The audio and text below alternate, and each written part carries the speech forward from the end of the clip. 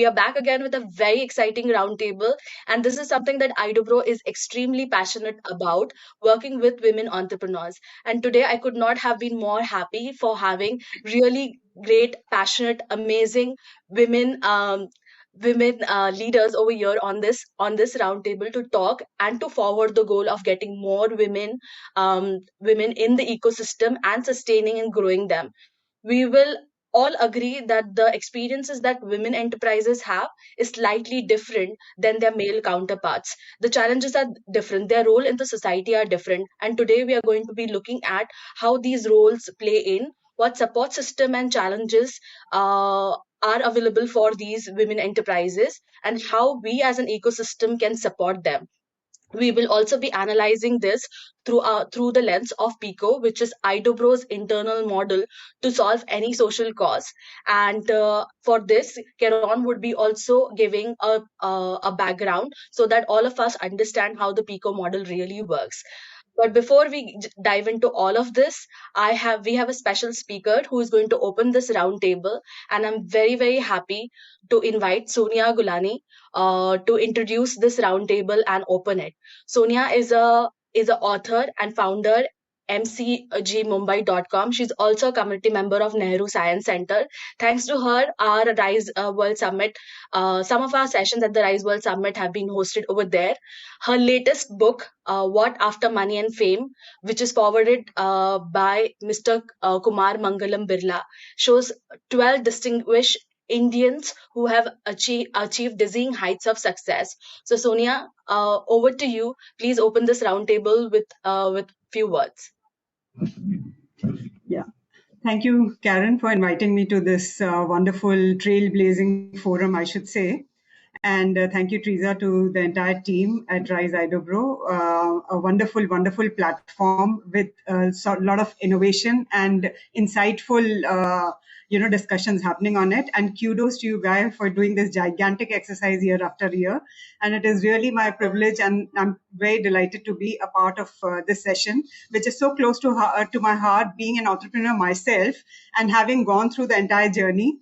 And then writing books about women who have helmed, the corporate sector and also the entrepreneurial journey. So in the process of it all, what I can say is that how things were very different, the last 20 years or so when we started out as entrepreneurs and the way it is today. So I think the people who are starting out today as entrepreneurs, the women particularly, are in a much more advantageous situation, particularly if you look at the trends, which is the digital is a very, very empowering medium. And with that, the kind of flexibility and the ideation which comes, I think, and also looking at the sweet spot that India is right now, going to become the third largest economy in the whole world. I think it gives a wonderful, wonderful platform to women to rise to the occasion, unlock their potential, and take the country to greater heights, and at the same time, unlock their complete potential, which will help not just themselves to, which all of us as entrepreneurs have realized that how beautifully it just makes us grow as individuals and realize our full potential, and at the same time give back to our communities and build wealth for the country. So I think this is a very opportune time. So while there are drawbacks and while there is gender gap and the social and cultural limitations which are peculiar to women, which maybe men don't face, but at the same time, I think what we need to focus at these times is to leverage on our strengths and go on this journey a step after, because another thing, most women entrepreneurs, as they start out, I think there is a lot of like, you want success, and success will definitely come, but it takes time. So anybody on this journey has to know that it's a long journey, and it's not overnight that one will achieve success, but it will come one day. It will come one day, and for that, basically, the hard work which is there, and also one realizes that the moment you realize your goal, you realize that kadam rakha to manzil rasta thi. It becomes like that you have further milestones to conquer from there. So it's an ongoing and from one step to the next you rise. And also the kind of self confidence and the kind of uh, achieve your dreams and you go on that path. You have what you've thought about yourself, you are able to achieve. So at the end of the day, this is what the women entrepreneurs should the confidence they get by the end of it. I will like to say एक शेर कहना चाहेंगे इस सिलसिले में, जिसको है, खुद ही को कर बुलंद इतना कि हर तकदीर से पहले खुदा बंदे से खुद पूछे बता तेरी रजा क्या है. That's the path where we want the women of our country to be, like no less on an equal footing, which is the SDG 5, the goal also, that there should be gender equality, which is the natural right of women. We are the one who are holding up half the sky, and there should be nothing which should hold us back. And for that, I think it's very important that on the way we support other women also in our journey, and we enlist support from other women. That is equally important. That looking at the balancing that a woman has to do between family and work, which is a tad bit more than what a man has to do. So in that process, I think one should not hesitate in enlisting support from whoever you can, from your husband, from your mother. And in this book, Corporate Divas, which I've written, I've covered 18 stories of successful women business leaders who are CEOs or who are entrepreneurs. So there are people like Rashri Pati, who's from Rashri Sugar Mills, who helms that, or this Goenka, Dipali Goenka, who's the Wellspun head, and various other. It is the spark inside. It doesn't. If you have that spark and you feel that that's what is drawing you, so be sure that universe has something special for you, and have faith. And people say that you should not think yourself to be the center of the universe. I would say the other way, that if you have that kind of passion and that kind of urge to bring about a change, to do something, do by all means think that you are the center of the universe and you are going to bring about the change. There is no harm in thinking like that, and because that's what takes you on your journey further.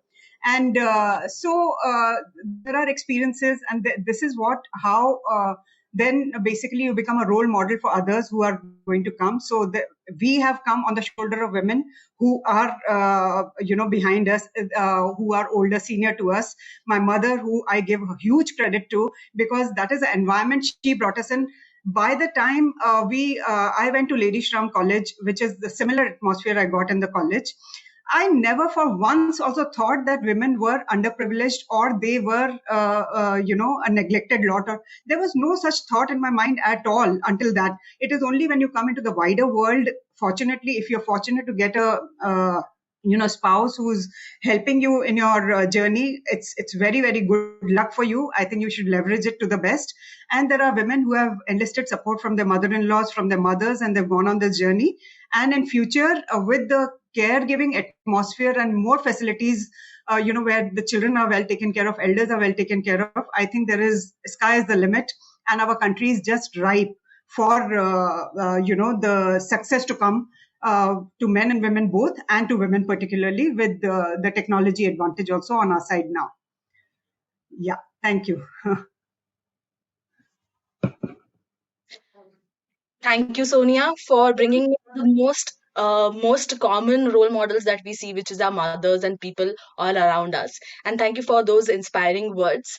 Without further ado, let me introduce all the other panelists that we have in Roundtable. And I personally am very excited to listen to all of you, because all of you have been working in this space for a very long time, bringing in more women, and it's not just about the conversation, it's not about the dialogue over here, but it's also the action and the history, the professional history that all of you have with respect to working with women and ensuring that there are more women who can stay in the ecosystem.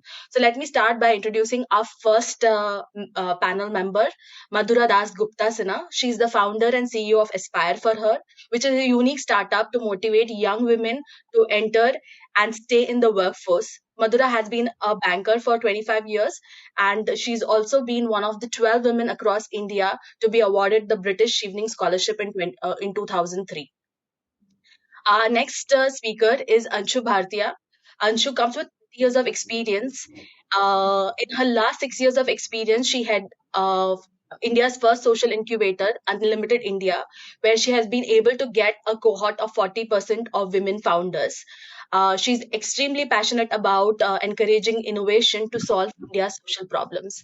We have a third dynamic and influential leader, Devapriya Khanna, who works in the fields of branding, business, and gender diversity. We had the opportunity to listen to her in our previous panel. She has 2 decades of experience with multinational corporations, including Nestle, General Electric, ICICI Prudential, and lot many. She operates in the intersection of gender diversity, economic empowerment, and entrepreneurship. Last but not the least, we have Keron Cheva, who is the founder of Idobro Impact Solution, also an academician, also a teacher, also the co-convener of Rise World Summit. She wears multiple hats, and she has established recently a Koru Center, which is going to talk about different models to build the ecosystem using systems thinking approach, and giving practical tools for anyone who are interested in solving a specific social issue. So we'll start with Keron, who will talk a little bit about championing women entrepreneurship through PICO model. So Keron, first question to you: what is PICO model? Can you enlighten us with all the elements, and how does it tie up with any social problem? How does it play up? Thank you, Teresa. And I definitely want to join my thanks and gratitude to all our expert and thought leaders who are sitting at this round table, because, more than just speakers, I think that is what we are looking at, right? You as thought leaders and as well as, experts in your areas of work. So thank you very much. And of course, also want to thank the, viewers for joining the Rise World Summit, because this is, of course, something that we do every year to give voice to as many as possible, and also to collaborate, demonstrate how collaboration happens. And in fact, it's an outcome of the PICO model, of what we believe in the PICO model. So it kind of helps us all speak to it a little bit, and also to hopefully inspire to adopt it more in their own, especially, of course, women entrepreneurs, right? So basically, as Teresa said, we in fact launched the Koru toolkit at the opening of the Rise World Summit. Model is one of the tools that are there. But while we launched it now, all these tools have come out of 14 years of work that we've been doing with Idobro and Rise Infinity Foundation. And one of the primary outcomes of this that is very visibly seen is the one that we've done with UNICEF, called the PECONET. But I will not go there right now. I'll quickly get into the model itself. So one of the things that we look at when we start an enterprise, start an initiative, start anything, is to look and see, who else is there around us, who we can possibly maybe connect with, learn from, maybe even collaborate with, or bring into our ecosystem to kind of hopefully help us to grow our business, or grow the initiative, or achieve whatever goals we set up ourselves for. And more often than not, we use their legal entity to understand that, right? So in that case, what happens is we think of them as either government, private sector, civil society, or then an academia, right? An institution. So we go by their legal identity to really start identifying them. The PICO model says that no, don't do that, okay? Because it is not important who somebody is, to you at least, okay? But what they can do for you.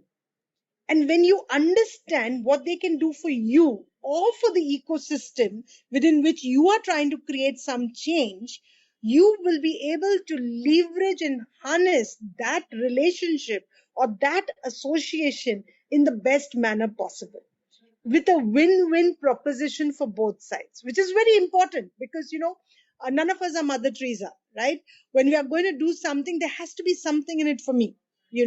What is in it for me is a very essential human requirement, right?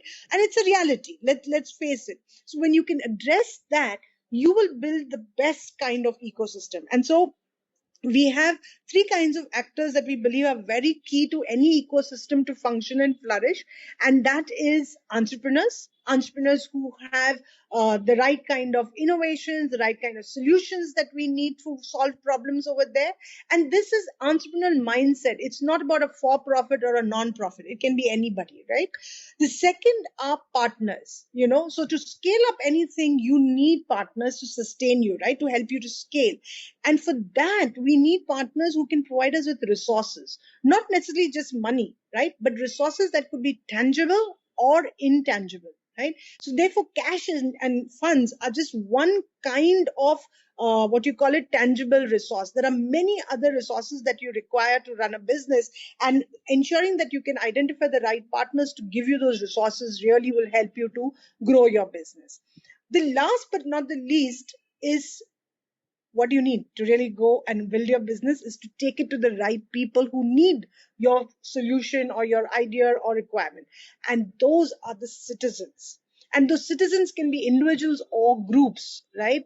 And they can be people who use their influence or use their networks to reach your solution, reach your idea, reach your initiative to the right kind of people who can come back and take on their roles as either partners, entrepreneurs, or citizens to join you in that ecosystem. So that's the beauty of the PECO model. We focus on what they can do for the ecosystem or for the initiative or the cause or the vision rather than what is their identity. This last part of the PECO model is the O, right? And that O stands for the ownership that you start building in the ecosystem for all these actors to become stakeholders. We use the word stakeholder very lightly, just as we use the word impact very lightly. But bringing these actors to get involved in your ecosystem and own your vision or own your idea, own your cause for the common good or the bigger goal, so that they can then contribute and benefit in turn. So both ways happen. And so that's the complete PICO model. Partners, entrepreneurs, citizens, and ownership that binds all of them together. And with that, Teresa, I will hand it back over to you. Thank you. Thanks, Karon, for breaking it down for everyone over here. Let me just start with the first question. And this question, again, is open for everyone. When we talk about women entrepreneurship, and I know it can become like a ghisa-bita topic, but it is very important to have this conversation again and again, that women experience entrepreneurship differently compared to their male counterpart. What are these experiences that are not really spoken about but are different for women when it comes to running their own business, whether it is acquiring vendors, whether it is funding, whether it is just managing day to day operations? It's an open question. Anshu, Devapriya, Madhura, anybody can take it. Sure. Hi, so great to be here. And yeah, like Teresa mentioned, I'm really passionate about women entrepreneurship. So I'm just going to also take a step back, right? When I told about 46, actually it's 48% we had women founders, co-founders in Unlimited India between NGOs and social enterprises. But I use the word co-founders with care because in a lot of enterprises, you have a male founder and a woman co-founder. Sometimes it's husband-wife, could be brother-sister, could be. So I think one is, are you a name or are you also a voice? In many cases, when there were women co-founders, we said, actually, you will join our program because then you can get that voice. And a lot of them were really interested. So they didn't just want to be a name, but they were becoming a name. So I think one for me is important of in that entrepreneurship scope and model, who are you and what role do you play? And you've come in here to be an entrepreneur. So I've joined forces with a male co-founder, wanting to be an equal, but patriarchy happens and it's very embedded in all of us. I mean, I've sat in conference rooms, not being an entrepreneur, but being an employee, a CEO of an organization with a 12-member roundtable happening in agriculture, 11 men and Anshu Bharti being the only woman. I haven't said anything. And if I've said that one thing, somebody else has re-paraphrased it and said the same thing. And then it's, oh, Dr. A, you are awesome, right? So it'll happen in the same environment as well. I walked into meetings with a younger male colleague and people have talked to him and not to me. So if as a professional I face this, then and in a multinational like American Express, then I would just say entrepreneurs are going to face a problem. So one is Gisapita as much, but yes, women will be seen differently. We've had women entrepreneurs who've been told, get your husband or your father. When they've gone to a bank in tier 2, tier 3 cities, it's very, very rife. So how do you come in with information? And I think the only way to silence, so while there's a question, I'm also answering it. Go with knowledge, go with information, go with confidence, go with your idea because it's your baby. You know it best. If you are able to inject that confidence in your voice and no nonsense, that really usually works.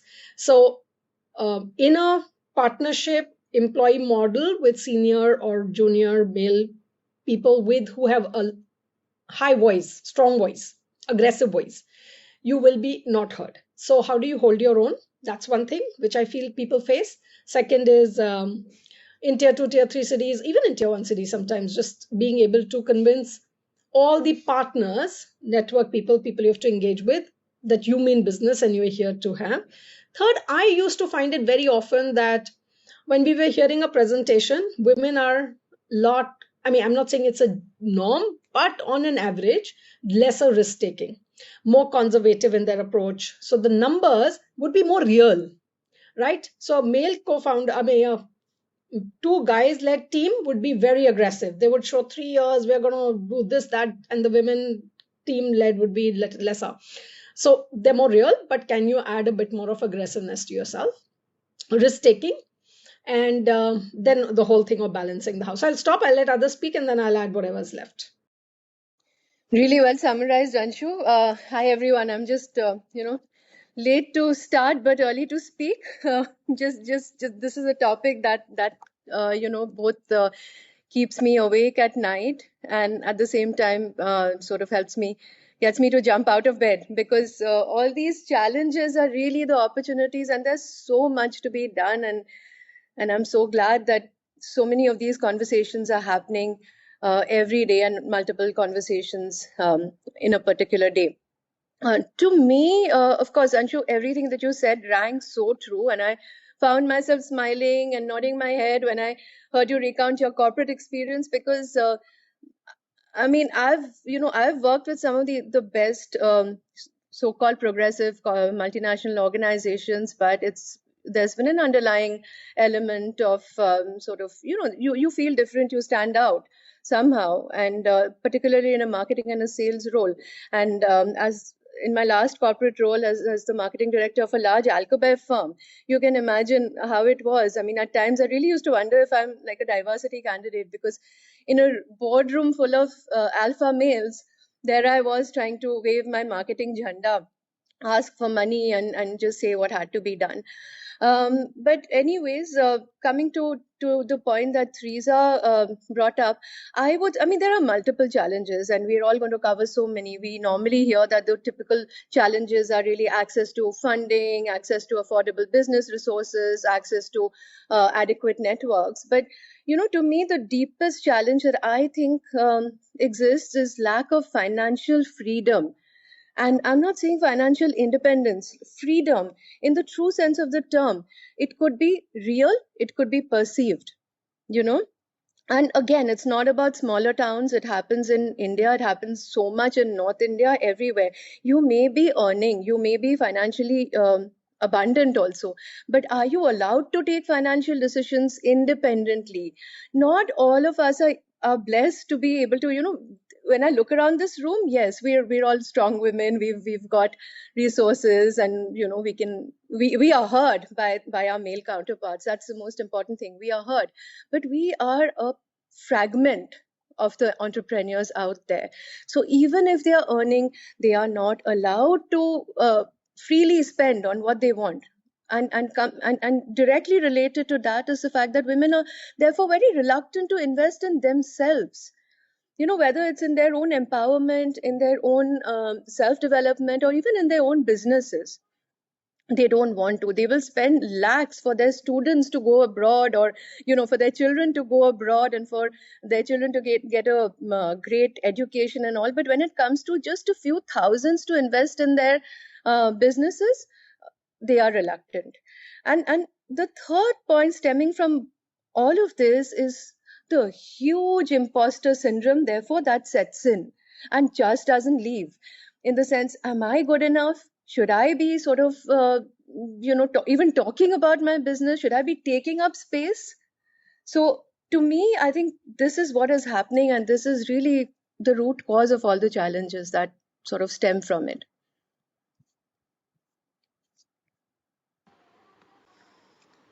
This is amazing. And I think thank you so much, Anshu and Devapriya, for sharing your thoughts. And Karen, thank you for having me. Lovely to meet you, Sonia. My name is Madhura Dasgupta Sinha, and I'm the founder and CEO of Aspire for Her. And very happy to be part of the Rise World Summit in multiple different ways, Karen. I think you do an amazing job, and so happy that so many of the mentors, members at Aspire for Her are also coming in and being part of this very critical, crucial conversation. Besides what Anshu and Devapriya mentioned, I think there is one factor that always becomes a challenge and a barrier for women entrepreneurs, and that is the fact that there's only 24 hours in the day. As women, they have typically many responsibilities, and we can't get away from that right now. As a result of that, they only are able to devote a certain part of the day. Most of the women are able to devote a certain part of the day to their entrepreneurial pursuits. And that perhaps also results in, Devapriya, what you talked about, in the sort of unwillingness to invest too much, because they're not always all in their entrepreneurship journey. And, what we try to do at Aspire for Her, and the reason why we exist, is that India's sharp, stark underrepresentation of women in the talent pool, whether it's employment or entrepreneurship, really bothers us. This is India's $1 trillion opportunity. If more women get to work, not just as entrepreneurs, but also as employees, India will be a much more prosperous country. The GDP will grow, and we will ensure that there is a complete all-round growth in all spheres. What tends to happen, though, is that we tend to always rely on the fact that more women will get into jobs and they will pursue their careers. Because when it's difficult for women to actually go and pursue economic independence in any form, they always take the path of least resistance. And that's just a natural human tendency because there's 24 hours in a day. So we want to get more women entrepreneurs. We have a community. We are adding 1 million women to the workforce by 2025. We have 18 communities so far. And I think Devapriya has been working very closely with us in some of the communities.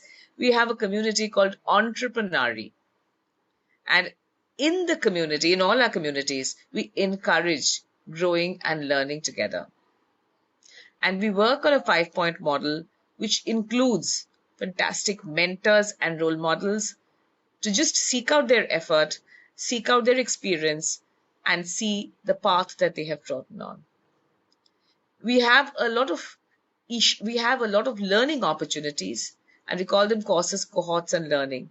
And just to give an example, yesterday, for the first time, I think, in the country, we launched a cohort for entrepreneurs who want to go cross-border. And they're aspiring to expand their businesses beyond the shores of India. So, Anshu, definitely would love to talk to you on your 48% there and see if any of them are excited about actually launching their businesses cross-border. Other than learning opportunities, we also have something called career previews. And this stems from our strong belief if she can see it, she can be it. So we like to tell stories of entrepreneurs who have done something amazing. We call it entrepreneurial tips.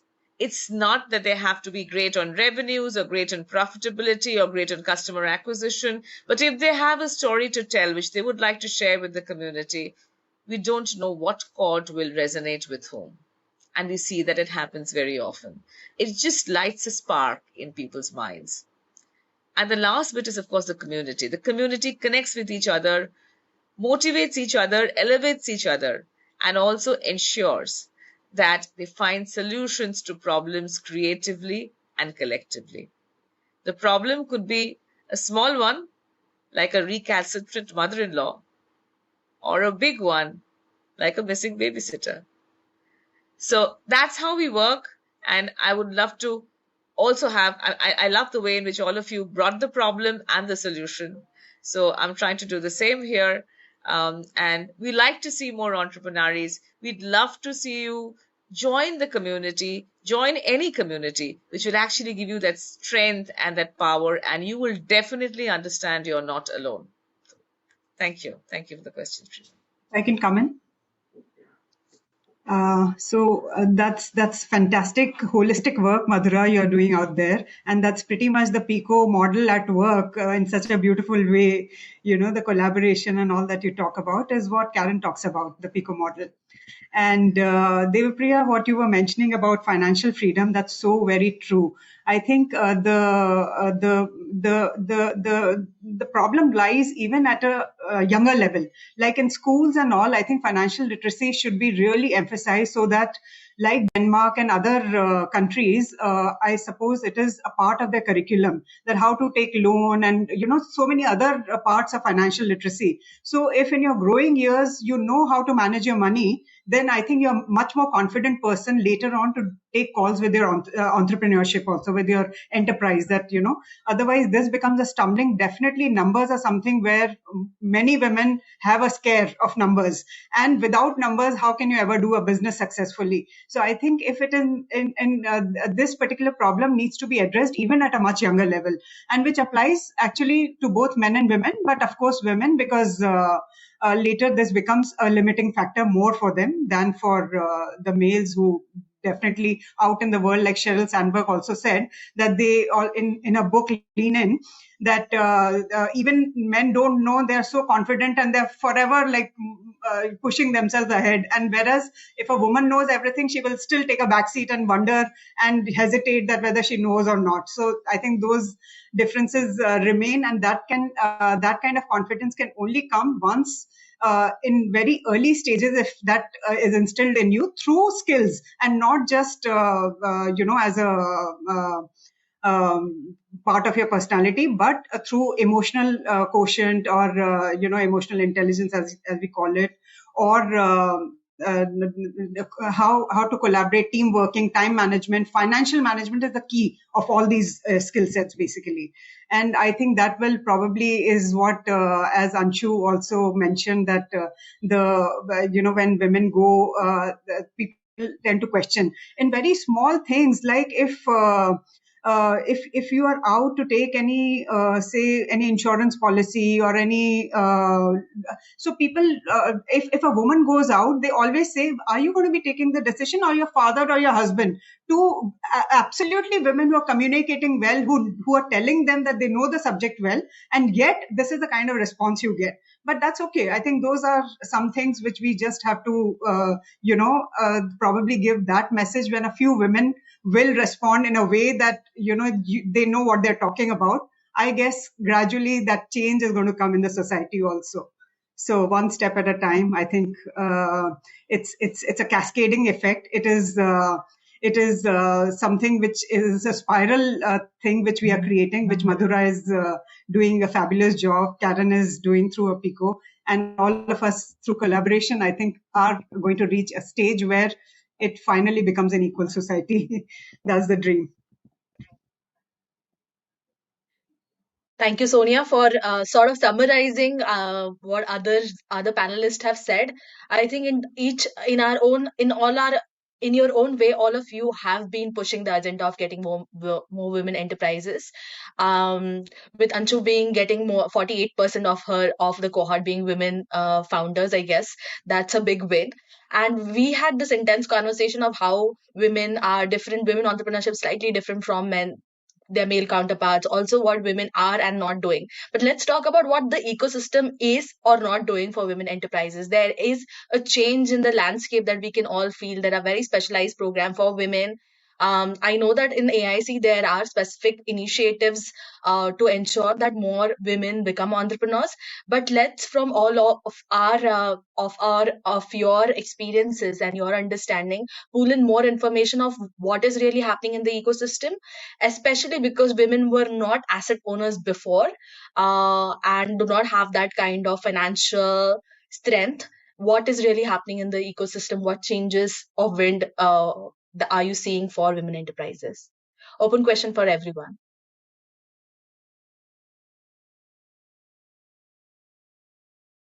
Okay, I can go first. So, you know what, the winds of change, first of all, I think if we even keep just women aside, entrepreneurship itself, there are winds of change. The kind of money startups are getting, the kind of money entrepreneurship is getting. I think it's a level playing field. I think we all just need to get there. So first of all, just bandwidth is changing because startup is such a big world. Um, these support systems are a lot more enabling. There are incubators in every nook and corner of the country now. Government is putting the full might behind. So I think that wind is changing and women have equal opportunity. So I think then the onus on us as people who are incubators, idea supporters, aspires for her, or every person who's helping women entrepreneurs, maybe get to create a business plan or a game plan which will be equally attractive and say the right things to get those benefits. So that's us upping our game, right? So that wind is changing. The other wind, though, I mean, it's true for all entrepreneurs, but maybe more for women, is easy access to support services. Even if they have minimal time, like if they can't step out of the house, they're working from home, how do you get access to important key partners like a CA? I think that's just the most fundamental basic one, right? My niece wanted to register a trust. She had to go visit the CA every month, and he was really, really far. But how do you create those enabling ecosystems that you have those CAs closer by that I can do that? That I would think is one very big one. Understanding of technology. I understand technology, but I'm technologically challenged. So of course the newer generation is all technology savvy, girls or boys. All my nieces do all my work. But how do you get them to know what is the latest in technology? Can we have easier courses, easier access to how to integrate technology, and hence technology providers at easier thing? I mean, those are just the top few I'm saying, and then again, like I said, I'll circle back. So I think we're following an order somehow, but I mean, I'm just going to follow on from where Anshu left off. I think the whole thing that's the biggest change I see is that entrepreneurship is now considered a cool thing to do, a good thing to do. It's no longer, it's not just about representation, it's just smart economics. You empower one half of the population, and the nation grows as an outcome. So everyone has realized that it's about numbers, as someone said just now. It's about smart financial decisions. So I see a lot of partners in marriages also creating opportunities for their spouses to get out there and earn and learn and so on and so forth. The whole digital transformation landscape is also, and this happened more during the pandemic, I would say, where the pandemic, of course, had its boon, but the biggest bane, but the biggest boon really was that it opened up the world for us. And it was during the pandemic that I also, it was a passion project, but now it occupies center stage of what I do. I launched Connexus Global Ventures, which is, through which we enable women-led scale-ups to go global. And we've started with the India-UK business corridor. And Teresa, I spoke about this in the last panel as well. So today we're actually kicking off a virtual trade mission where women from the Indian subcontinent can demystify what it means to expand into the UK. And having set up both my ventures in the UK, I personally firsthand know where the shoe pinches. It took me so long to even open a bank account, and it's a maze out there. So I mean, I decided to take this upon myself to sort of be an enabler, because when someone's opened the door for you, it's our responsibility to make sure it doesn't slam shut behind us. So I really sort of consider it my mission to hold that door open and let more and more women come in. So we're looking at scale ups, and women don't really need to travel, get onto a flight, go there physically. It's a virtual trade mission. So and we have 9 partners, such as the likes of Grant Thornton and Department of Business and Trade, UK government. We have Squire Patent Box, which is a leading law firm in the UK, and the mayor's office in West Yorkshire, so on and so forth. I mean, I could go on for hours on this, but we are just helping women tap into the huge opportunity of digital transformation, and that is a phenomenal opportunity, and that's really one of the biggest changes that are blowing across the entrepreneurial ecosystem in India. Another great opportunity, I would say, is that in India, 22% of the GDP is contributed by women, and we all know that. I think we've heard this number several times, and the global average is 45%. So that's an opportunity. I mean, we have so much ground to cover up, and all of you here, I think Karen, Anshu, Madhura, whose work I've been following for the past couple of years, and now I've jumped onto her bandwagon thanks to Rika pulling me in. Beautiful, amazing, enabling work. That's the third change, and that's probably the most important change that's happening, that people who have tasted success, jumped through various loops, and literally have landed in an empowered position, can now help so many others to grow. Like it's literally like a rising tide raises all the ships. And I think that is really the biggest change that's happened, that we have so many more role models, so many stereotypes being broken. And as Madhura says, if you can see it, you can be it. I think that really is the biggest change. No, that is so beautiful, Devapriya, and Anshu, loved hearing you.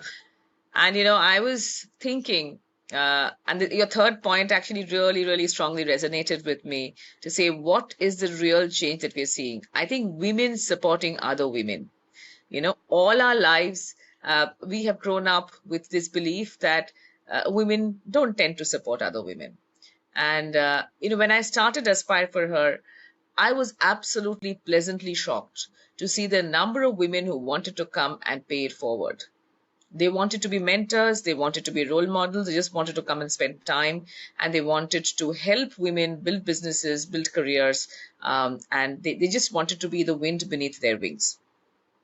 And Devapriya, thank you so much for those kind words, because I know that a lot of people have actually seen our work, and they have, I get so many emails in a day, LinkedIn messages to say, how can I help? I just love that. It's unfortunate that sometimes, because there's only 24 hours in the day, so even I may not have the time to get back speedily enough to say, hey, you can help in this. But I think that's the real wind of change, that women are really coming forward, and those few privileged women like us who are sitting in this room, were coming forward, and they actually want to do something about the problem. So, we have stories of women who lost their primary breadwinners, their husband to COVID, early 30s, no work experience, from a small town in Maharashtra, decided to become an entrepreneur. And how did she do that? She did it because everybody was cheering for her and supporting her and ensuring that her every small need. And I'm sure that whole business resource pool is something that is so important.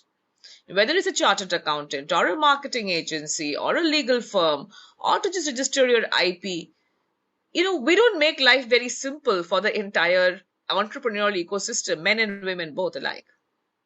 How can we simplify the process? And I think that is one thing that we could probably take away from this conversation. And Karen, using the PECO framework, if we can actually build that entire pool of resources, which women, without any fear of being duped, without any fear of being cheated, without any fear of being overcharged, they can actually go in and dip into those resources and get reliable partners in their growth journey.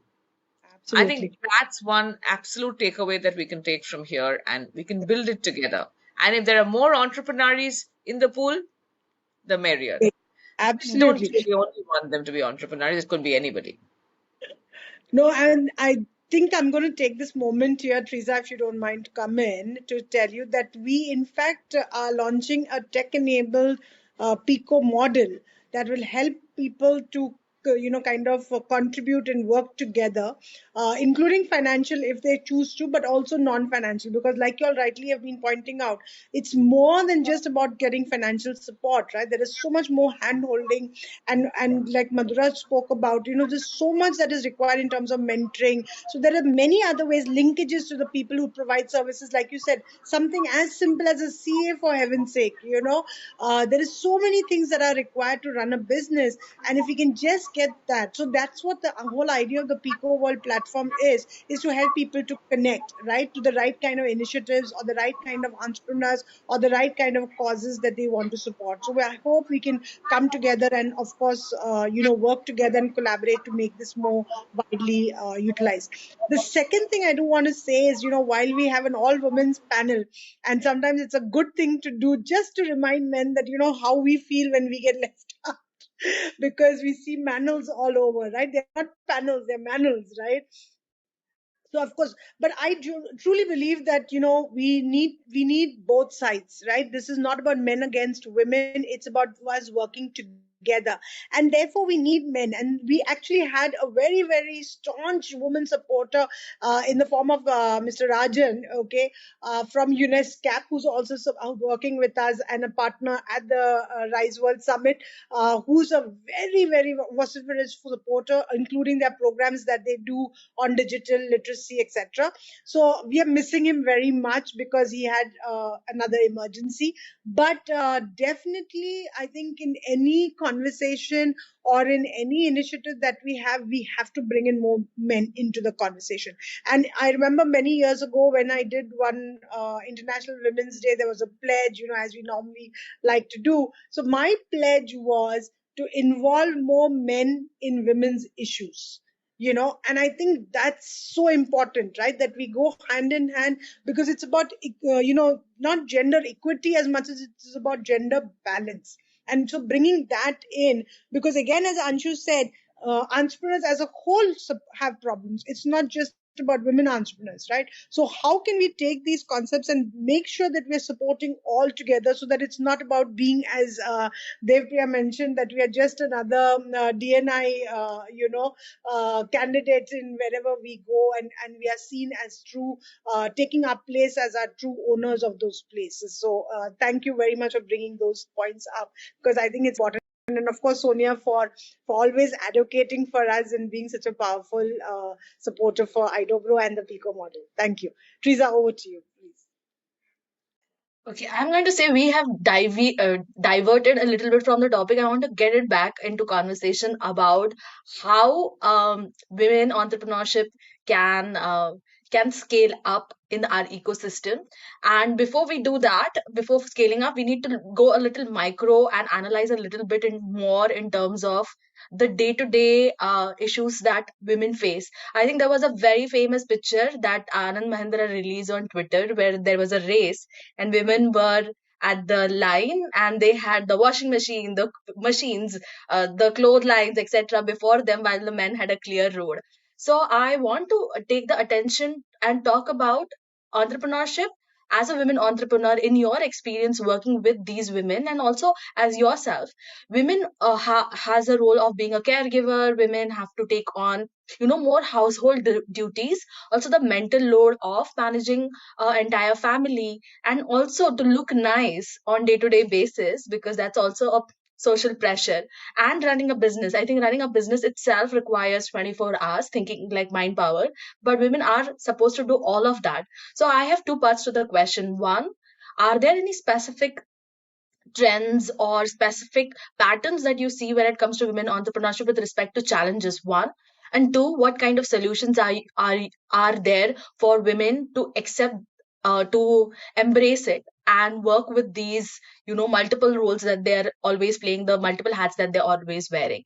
Yeah, so open question to anyone who is willing to get started.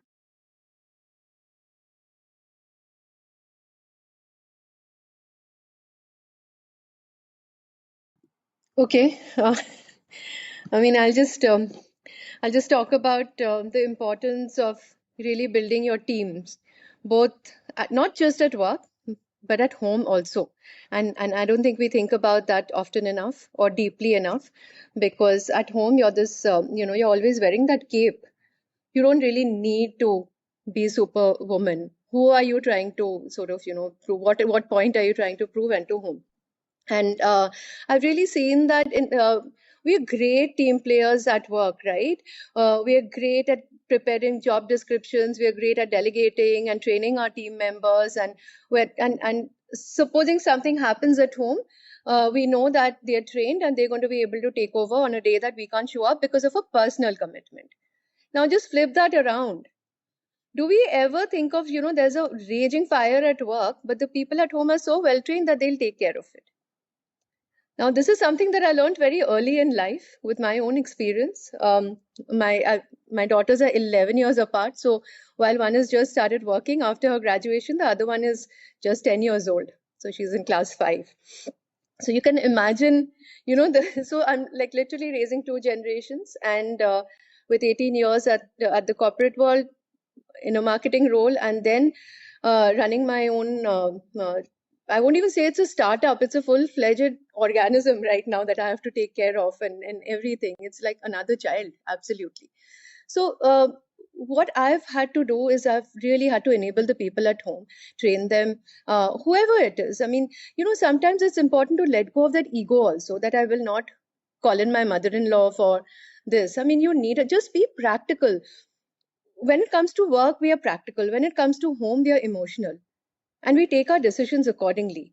I would just say that if you have to run a business, I mean, if you have to have it all, because as women, we want to be successful at work, we also want to be successful homemakers, parents, children, whatever. We play a gamut of roles. And as Madhura said, we have 24 hours to do all of that.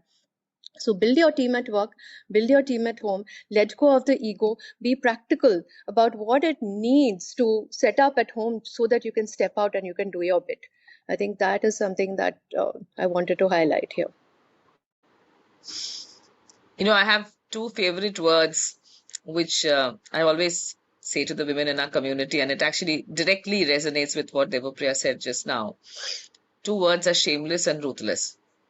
You have to be absolutely shameless about asking for help, asking the ecosystem, asking from mentors, asking from role models, asking from anyone. I mean, I see a lot of that happening at Aspire for Her. Many women from absolutely small towns, small villages reach out to us. In fact, they demand, why are you not doing this session in Hindi? And they demand, why is the name of my town not there in your drop down menu? I'm upset. And we love that. So that's about being shameless, and being ruthless is about compartmentalizing your time. And hats off to you, Devapriya, for bringing up 2 daughters and the 3rd child in your life now. It is tough, and for all of us, it's been tough. But if you're ruthless about not doing certain things and only allocating time to the things that really add value to your life, and you will say no to a lot of parties, you will say no to a lot of coffee dates which you may otherwise would have liked to go on to. You may say no to a couple of PTAs, and you may say no to many other things in your work life as well. But being ruthless about dividing your time, I think, is very important. These are the only 2 things which I always tell the community at Aspire for Her. And we see a little bit of that change every day with our mentors having conversations, with our role models coming in and talking to them, and the women also becoming a lot more aspirational about what they want to do. Because sometimes they do lack vision, and somebody else is required to go out of that hurly-burly of their regular operational details and that whole cesspool that they're part of, to just tell them that you can actually do much better, you can be bigger. And that is just lighting the light of vision within them. So I think these are the 3 things that I'll probably just say that has helped us. Thank you. So, just building on that, it is true. From micro entrepreneurs to all entrepreneurs, I think also as women, at least for me personally, I think it's been the guilt. How do you circumvent guilt? Because you feel guilty of not being there. And for you to say, I cannot be everywhere 100%, right? I can't be the perfect caregiver, perfect host, perfect everything. I think personally, like when COVID was happening, I was running Unlimited India and things were really rough. I am known for my spick and span house. Like you can come in and touch the ceiling and nothing will be there. I didn't do dusting for three days. I had to tell myself it's okay. Something is more important. This is not. So, and not feeling guilty about it was, I think, the biggest one. And I use that word well because that's where women kill themselves. I have friends who get up at 4 o'clock in the morning, want to cook their children the right food. Then they go to work, come back, clean up. So I just think we need to let go. Outsource, like Depriya, you said very well, train people, ask for help, but letting go internally, letting go of the guilt, saying you are not superwoman, you can't kill yourself, and taking time out for yourself. Even if it's that 15 minutes in the loo, I think every day a woman just needs to breathe. So can you do that? So in fact, in one of the checklists of a woman entrepreneur who was struggling a lot and was facing burnout very fast, I mean, that was one of the mandates. You will report every day of that 15 minutes in the day when you were just with yourself, not answering messages, not taking care, not coordinating, nothing. And I think communicating with the family, because we just feel we are stereotyped with roles. We are not telling them how we are feeling. Can we have honest conversations saying this is too much for me? It's okay for you to work on Saturday, but if I have a call, why does a long face happen? Right? At least I face that a lot. Oh, you're always working. You're missing birthdays. You're not there. So can I communicate? And then, of course, I also have to prioritize. I also take work too seriously sometimes. So what I'm saying at home also applies for work. Can I let go and balance both? But not feeling guilty for me has been my biggest journey.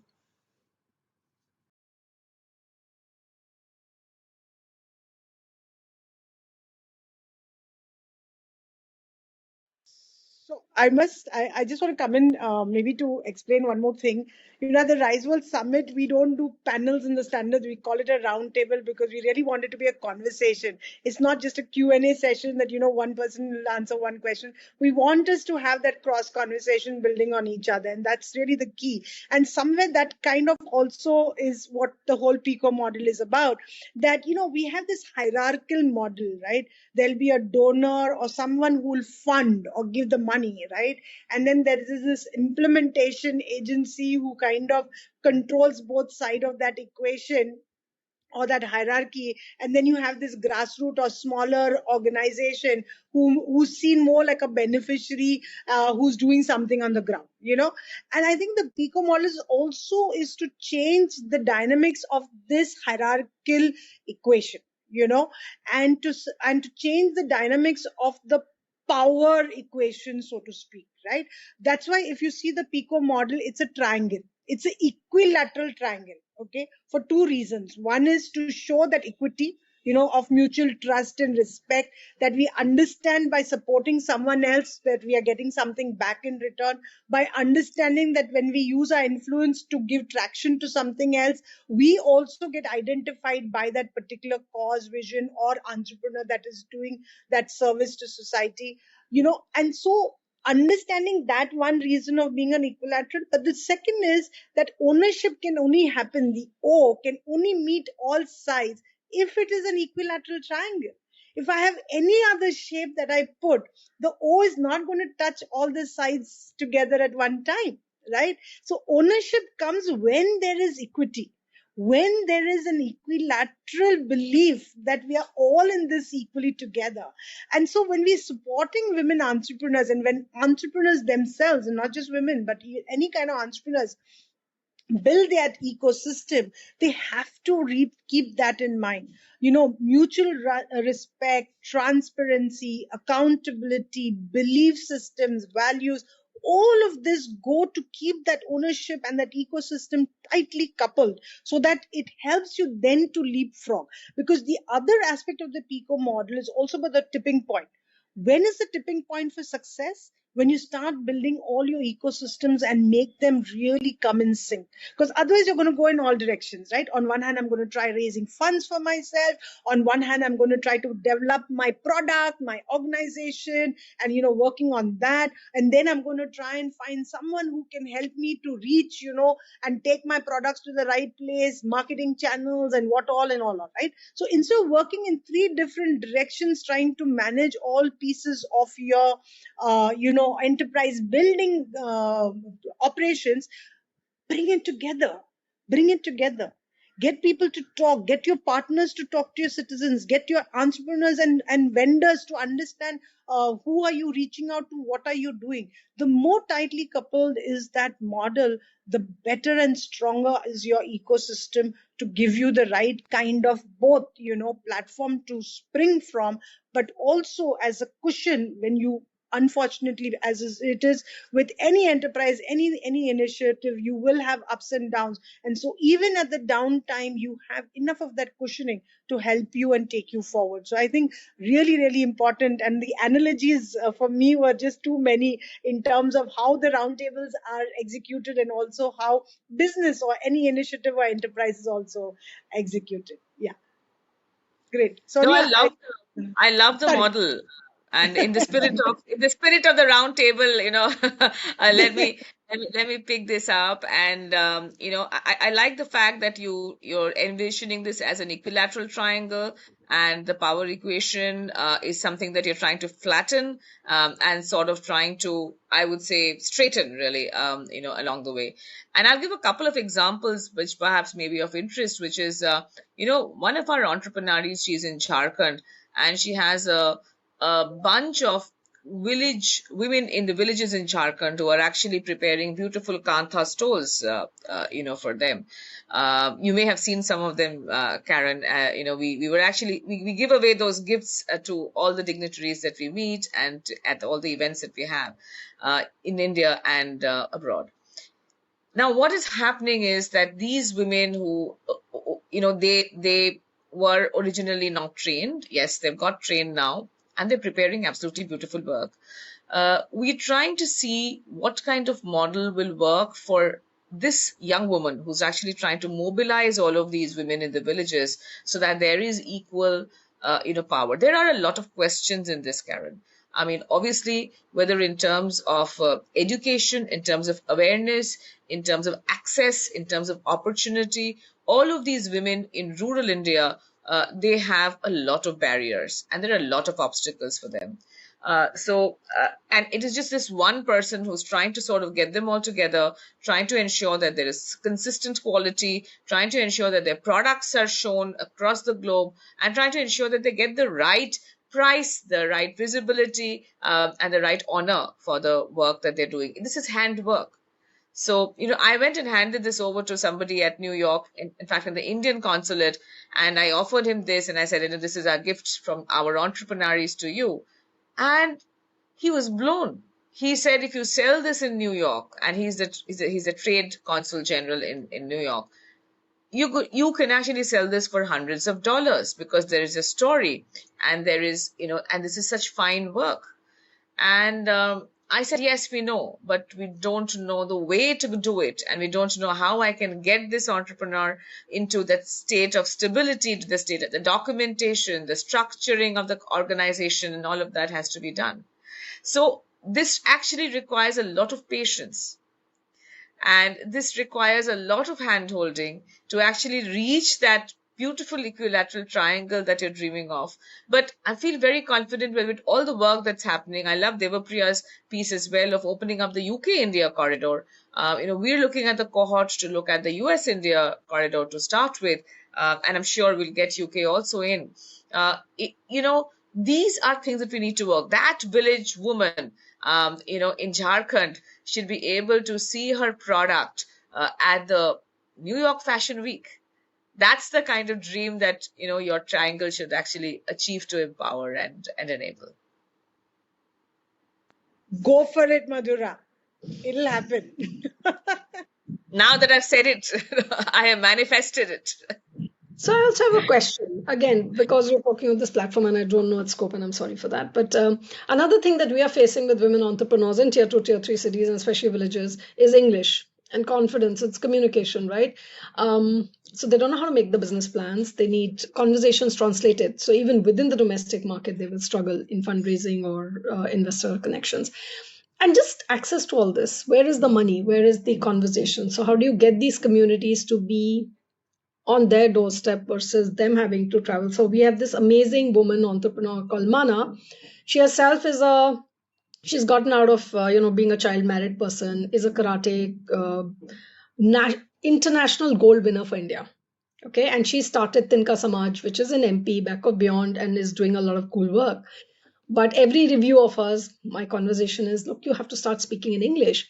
And then for her to leave her village and come to everywhere to do fundraising, just the travel time from her village to a train station, and then because she doesn't have those resources to take trains, is very difficult. So I think if we are going to support women in remote areas, also having that infrastructure where with lesser effort they can do the same. It's same the village woman to do banking, we say banking is available, but wo ja hi nahi sakti bank. Where will she go to the bank? It is a bus ride, and then the bank officer may not be there, the right signature may not be there, she has to come back, so she has to delegate it to some guy who goes there as part of the business, as part of the regular work, right? So we have small issues and big issues, but at least as far as we can get a lot more availability of information or connections in real time to them, if that platform can do that, that will be awesome as well.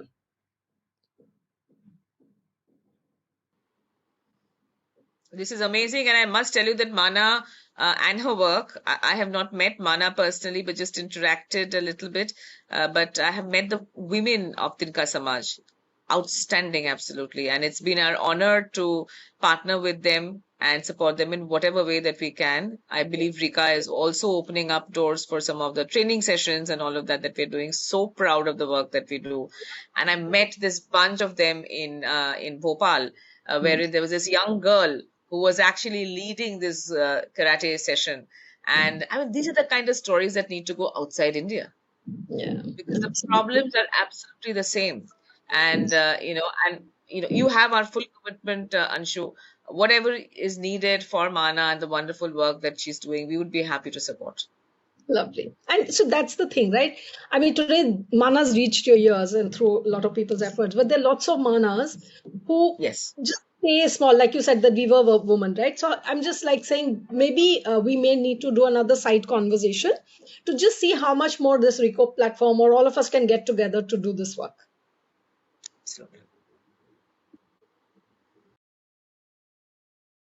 This is very exciting. Having a collaboration post the RT seems very, very promising to me over here. And with that collaboration and with that work in mind, I wanted to ask all the panelists over here about the intangible resources that are available for women. For example, the work Mana is able to spread across because there are stakeholders like you coming in, stepping in, saying that these needs to be seen by the world. So what are those kind of resources, mentorship being one of them, but what are those kind of resources that women entrepreneurs should look for to take their work to a larger audience of people or larger network of people? I'll give a very small example, Teresa. And so we work with a very interesting young woman in Entrepreneury. Entrepreneury, as you know, is a community. And her name is Navya Naveli Nanda. In fact, Navya was part of the Rise World also. And she uses her voice for all the right reasons. And that's why I'm so incredibly proud of her. But what she tries to do is that for every entrepreneur in our community, we try to give a shout out to them. Now, Navya has 1 million followers on Instagram, which is a lot more than all of us can talk about. Okay, this is very practical, very, very, simple. And she says, hey, you know what? these are our entrepreneurs, and I'm giving a shout out to these entrepreneurs who are preparing, organic, milk, the organic, organic food, or something which is like a beautiful basket. So many entrepreneurs do so many different things, and she ensures that she actually gives a shout out to them. They have to reach out to us, of course. And usually it's a product, because it's simpler for them, simpler for us to actually put pictures of this product up over there. And she does this from her social media and from the Project Naveli handle. So these are just, there are so many intangibles that you can do, but this is just so incredibly powerful and simple that I couldn't help talking about it. And this is something that we do every festival. We say, if it's a Diwali, we say, this Diwali shop entrepreneurial. We just motivate everyone who's on our platform, who's watching us from the sidelines, to say, this Diwali, when you buy that gift, when you buy that product for your home, please ensure that it is an entrepreneurial product. So Okay. Madhura, this is such a great example of citizenship, right? What we spoke about, influence and network. And Yes. everybody has influence, everybody has a network. We just don't realize it, right? So we have again another concept, and it's again part of the Koru toolkit, where we talk about our circle of concern and our circle of influence. More often than not, they are not completely overlapping. The very little bit overlap is there, where certain issues we will use our influence or our network for, but most of our concern areas we completely forget. And that's where I think again the PICO model and the Koru toolkit is about reminding people about the power that each person has, to do and make a difference. And with enterprises and entrepreneurs, again, they don't understand the power. So don't worry so much about what. So one part is what people can do for you, but the other part is what people can get others to do for you. And I think Madhura has kind of, really, really shown how you're leveraging your entire network of mentors, not just for what they are doing for the community, but how they are helping you in turn to also keep building on the community and this thing. And I think that's a huge lesson for all of us to, understand and learn from, especially entrepreneurs, that if you want to build your enterprise, you want to take your initiatives to scale, okay? You want to reach far and wide. You don't have to invest money in every single thing. You don't have to invest only your effort into bring others into it, because then you will see how beautifully that collective action and collective efforts will multiply their impact. It's not just impact, it's not just kind of getting the best results that you want to see right now, but for the long term as well, right? So I think that was a beautiful example of that, Madhura. I'm sorry, Devapriya, did you want to come in? I think I could see you. No, Please I go mean, ahead. I just nod my head at everything that all of you are saying, because there's just so much resonance that, it's like, and then I'm telling myself, control your body language. I know you're, I got it. yeah, I know that so much is resonating, but I think we're all women who've gone through so many similar experiences. We're creating almost identical things, and the beauty is that competition is these days is out of the window. It's all about collaboration. We're jumping in to help one another. We're working with each other's communities, and the whole thing is that come together and just create the impact, because amplify the impact, because how much can you do on your own without getting exhausted?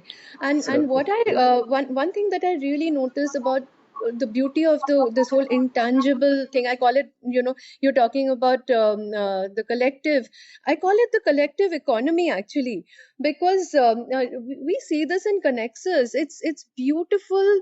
We've got mentors from the UK. I mean, obviously, because we're focusing on one country right now, we've got mentors from India, and it's amazing, because it's not what, like you very rightly said, Karen, it's not what they're giving to what they're giving to our community. They are mentoring the organization as well. That's how we've kind of structured it. So they, I mean, at any point in time, I get calls, I get emails to say that, hey, I saw this initiative on social media and we talked about it, but have you considered this? So so through the mentors, we're getting help not only for the women entrepreneurs in our community, but we ourselves are getting mentored. And these are not women only. We, on our mentor board, if you go to our website, you will see that there are more men. Our male allies are so, leaning into this whole mission. It's amazing, and they are also taking away things, something very interesting happened. um, so every quarter we have a meeting of our mentor board, which is virtual, because we're around the world, I mean in 2 countries essentially.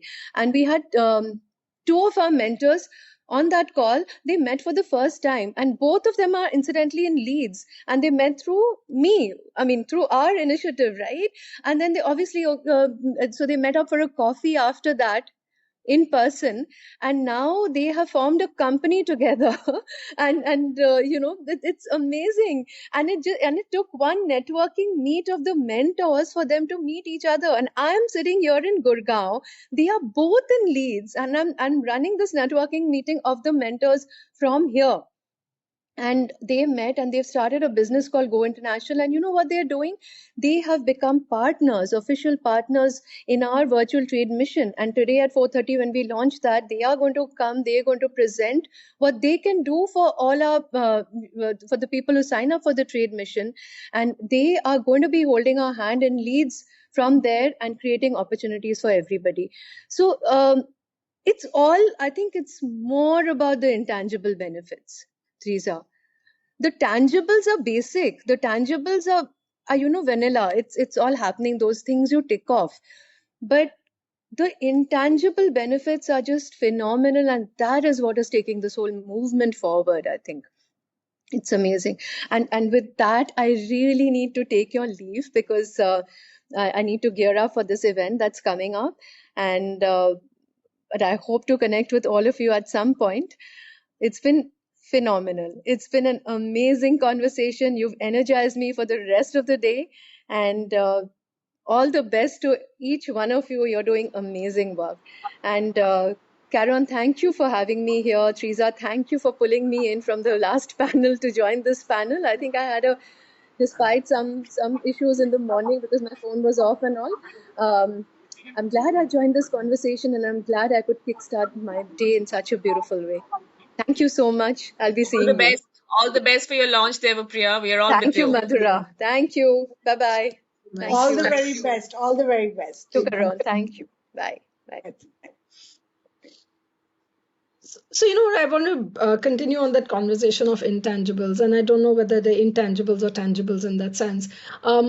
But I do want to put this out there that a lot of us end up wanting to do everything ourselves. So, for example, I think Karen, you were saying, or Madhura, you were saying it, that I have to do fundraising, I have to do marketing, I have to do product development, I have to do everything. My thing is, and also because we want to promote our own brand, someday it becomes my brand. I think there is a lot of merit in being a white label company or partnering with a lot of people doing that. I mean, at Unlimited India, we used to get these panels, right? And we used to have people, we would select entrepreneurs. There was a time when I think there were 15 online platforms for selling artisanal products. If everybody is going to sell an artisanal product, just imagine my work as a buyer. Where all will I go? I will miss artisans, right? And that means also each of us is giving those artisans 2 tablecloths, 1 mat, which is not going to sustain them. So I also would encourage people to look at the resources available. There is a merit, volumes get driven, and it is good to partner. So collaborate is a word that Karen, you've used a lot. And I would totally say, and those are in a way intangible benefits because those platforms are already there. They're established. They exist. Can we leverage them instead of reinventing the wheel? Right? So I would encourage people to look out within their environment in a different city, in a different state. एक NGOs में बहुत famous था कि on the same hill, all of us are doing watershed programs. 4 of us are doing watershed programs on the same hill. Why? In Bihar and Bhagalpur, why do there need to be 10 NGOs doing the Bhagalpur silk? Why can't we all collaborate? So I would say there is a very critical, important thing on collaboration.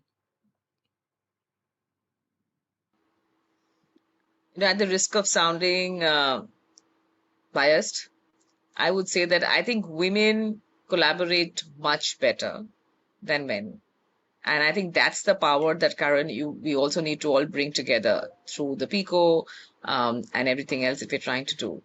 I think women are a lot more prone to collaborating because of the social conditioning that they're in. I think that's something that we need to strategically tap into and intelligently make it work, leverage that talent that women have, and ensure that we get that in here. I think that's a very good point made by Anshu. So maybe I'm going to come in again, Teresa, if you don't mind. Um, you know, I would like to look at maybe again from the entrepreneurship perspective. What are the specific kind of partners, or what are the specific, not now the personas, because I think now we've understood the persona, but what can they bring to the table? What do partners bring to the table? What do entrepreneurs bring to the table? And what do citizens bring to the table?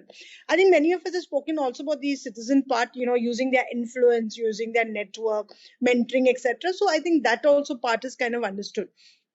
But I think what kind of innovations and solutions entrepreneurs need to think of, what other kind of entrepreneurs can they partner with, that is something maybe if we can touch on, will be really great. And also what kind of resources do they need? As I said, we need tangible resources, we need untangible resources. And I'll give you a very, very simple example of something that doesn't even come to mind, right? Especially when you're talking of very small entrepreneurs, micro entrepreneurs, right? Just to transport their goods sometimes. Like many corporates hold exhibitions, okay, and they want to promote entrepreneurship through those exhibitions, right? The biggest challenge we used to organize these exhibitions all over the country. Forget about just Mumbai, right? You will not believe, just to transport their equipment was such a big deal for them, and costly, because if the sales don't cover that cost, it's actually been an opportunity lost, right? In fact, there's been a loss. So just being able to find someone who was willing to help us with the transportation and take them was in itself a big thing. And that is all that somebody had a car that they could just take them, because obviously they don't have so much of material that you need a truck or you need a tempo, but just a taxi, because they were two taxis, right? So just somebody who offered their car and said, look, I can transfer it for them. That in itself is a resource, and nobody thinks of it as a resource, right? So similarly, when it comes to entrepreneurs who are trying to market themselves, go about, as you said right now, right, in terms of, if everybody's doing the same thing, then what can you do? So innovation, how can they think better? How can they design for innovation? How can you bring people in, or entrepreneurs in who do this as their business day in and day out, but now are willing to maybe do it at a discount, maybe give a better deal, whatever it could be, to help a fellow entrepreneur scale their business. Because also what happens, and I know that my tech vendor, my multiple vendors who help us with our events and everything, have been with me for 14 years from the day I started. And they also have grown, they also have become bigger, because both entrepreneurs have worked together. So I think understanding that resources from partners does not just mean money, and how can it be tangible, intangible, and solutions and innovations from fellow entrepreneurs does not just mean, okay, he's a vendor or a supplier, or she's a supplier or vendor, but can be a partner in growth if you really look at that relationship. Because the PECO model ultimately is about relationship building for the long term, right? And building that ecosystem for the long term growth, right? So yeah, any thoughts on that, Anshu and Madhura? Please, over to you.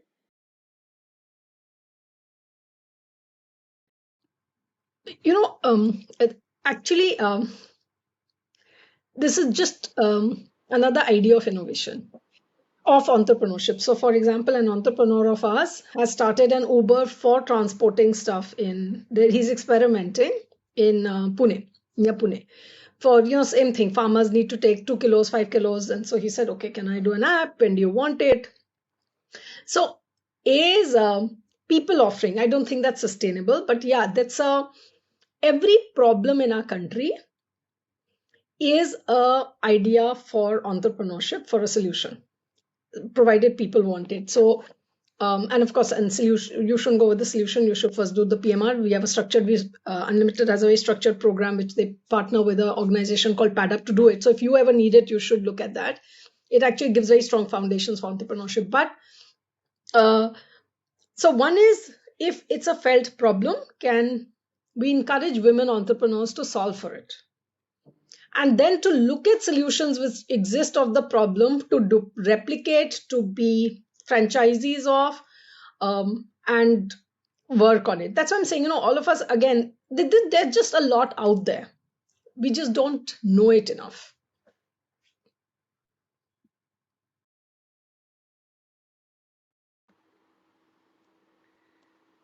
Hi, sorry, I had blocked till 12:30, so I will need to run. But this has been a fascinating conversation. I think Karen, what you're bringing in as the PICO framework is something that all of us have a need for. All of us have enunciated it in different ways, but we've not actually put it down in a framework.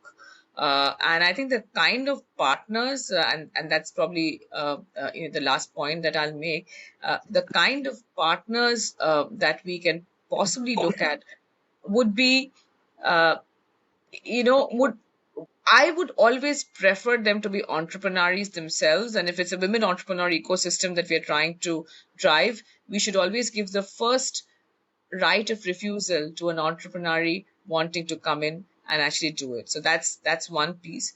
The other piece is that I think conversations drive a lot of these partnerships, and sometimes there is absolutely no financial element that changes hands. For example, we run something called She Knows Money. It's about financial literacy.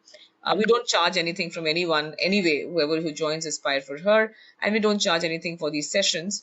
But what we do find is that a lot of entrepreneurs who are in the financial literacy space, they want to come and do sessions with us, not just because they want to give back, but because they know that from those sessions they will actually get great business leads. And we're happy with that.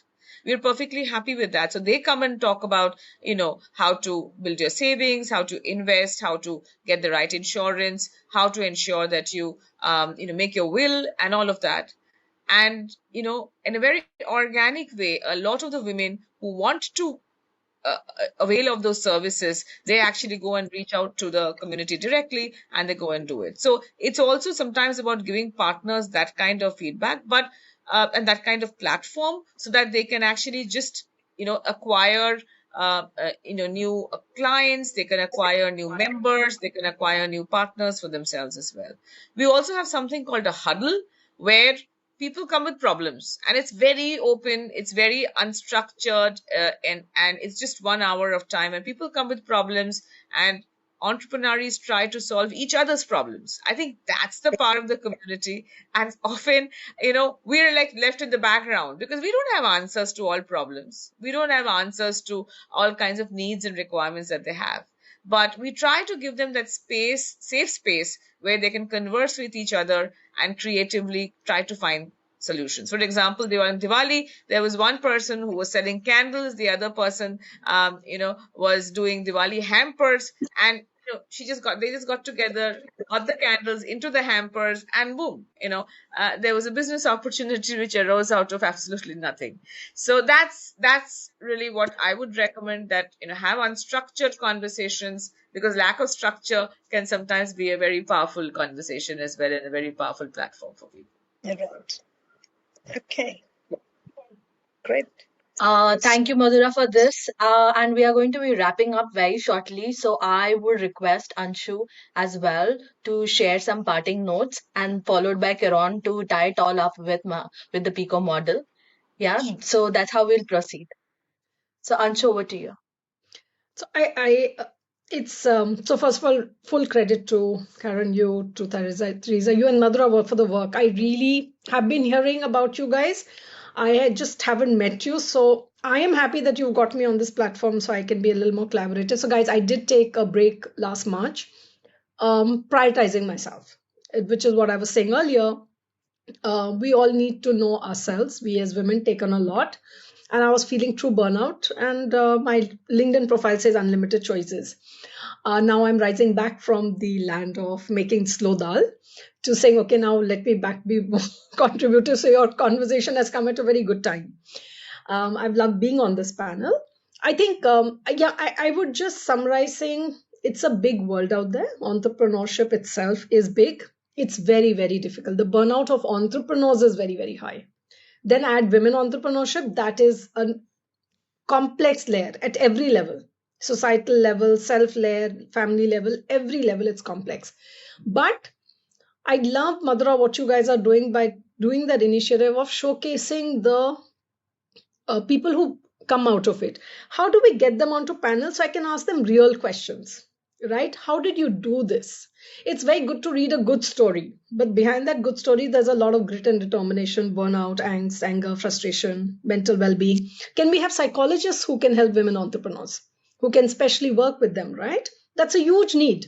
I won't ask for it, but it is my need, right? So I think more honest conversations of 1 hour of, just log in. Maybe nobody will log in, maybe everybody log in, who knows. But um but I would still sum up in saying everything is an opportunity, everybody can do everything, but women, don't become superwomen, don't think you're superwomen. To me, that's the biggest one. We are human beings, and let's treat ourselves as human beings. The cost of burnout is very high. So to me, it's amazing. Leverage all the work out there. So Karen, as part of your R or P partnerships, I think just resource pools, incubators, women funders, women organizations, women schemes, women mentors, or men mentors, not mentors for women.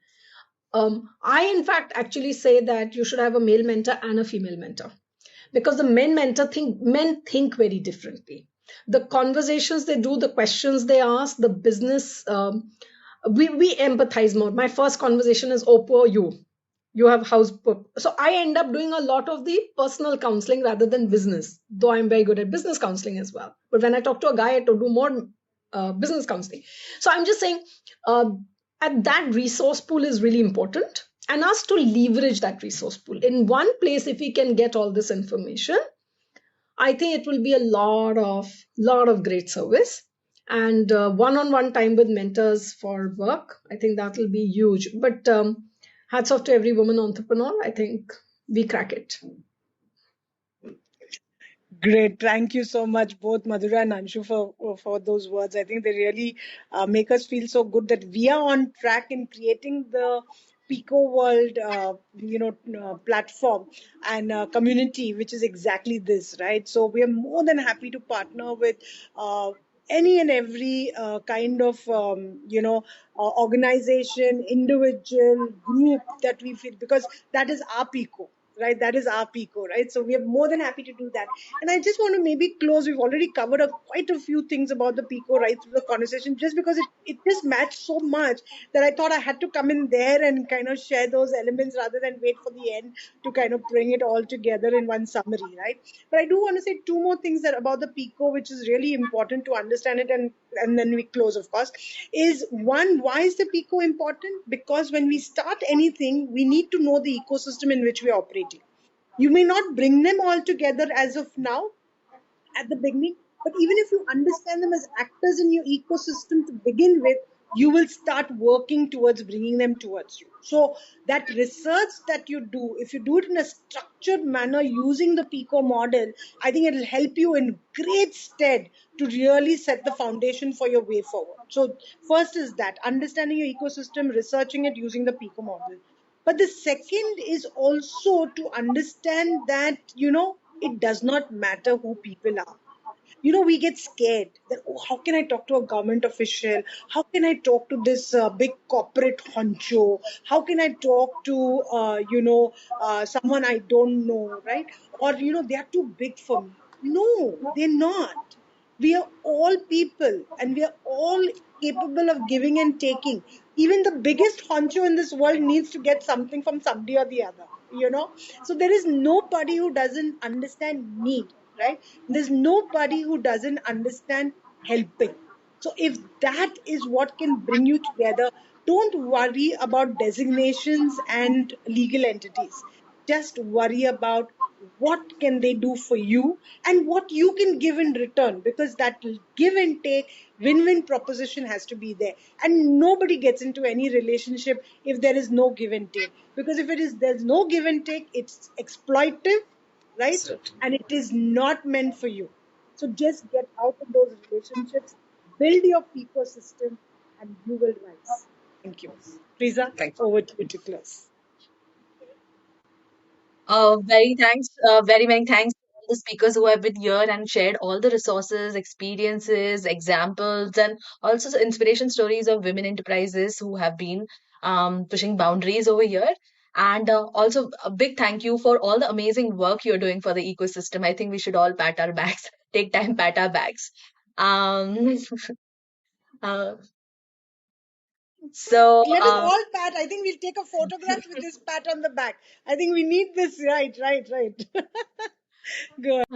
So, with this, we wrap up our conversation about championing women using our own PICO network. But all the people in the audiences, this conversation about gender diversity does not really end. We have another roundtable with procurement professionals and stakeholders working on women-led, women-owned enterprises to bring them to the supply chain. To join us for those discussions to understand what are the stakeholders like corporates are thinking when they onboard women, and what are the organizations working with women enterprises really think about the corporates who have a gender gap in their supply chains. So do join in for that. And with this, we officially wrap up this conversation of championing women entrepreneurship. Thank you everyone for being here and spending your valuable time with us.